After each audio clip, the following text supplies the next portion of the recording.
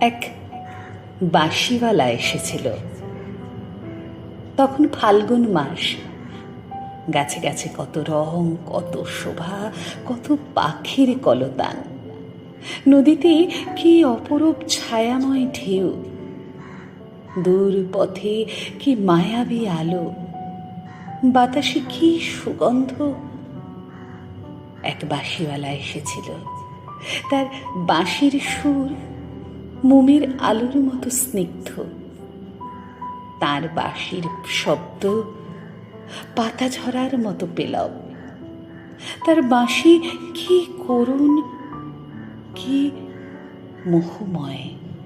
সে এসেছিল, জানলার পর্দা উড়ল হাওয়ায়, দুয়ারের আগল গেল খুলে, বাগানের গাছের পাতার ডালে ছড়িয়ে পড়ল প্রজাপতির মতো রঙিন গান। আমার তখন অনেক কাজ, অনেক ঘর সংসার, সমাজ, পরিবার, দায় দায়িত্ব, অনেক অনেক। মনটা আনচান করে উঠল।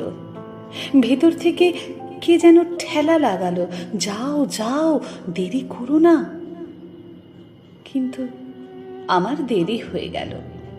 আমার পুজো, আমার গেরস্থালি, আমার কর্তব্য, আমার নিত্যদিনের ৭-১৭ ঝামেলা, আমার দেরি হয়ে গেল। যখন সব সেরে সব চুকিয়ে ছুটে গেলাম বাইরে, বড় দরজাটারও বাইরে, রাঙা ধুলোর বিষণ্ণ পথে, তখন বাঁশিটি পড়েছিল ভাঙা, সুরহীন, স্তব্ধ।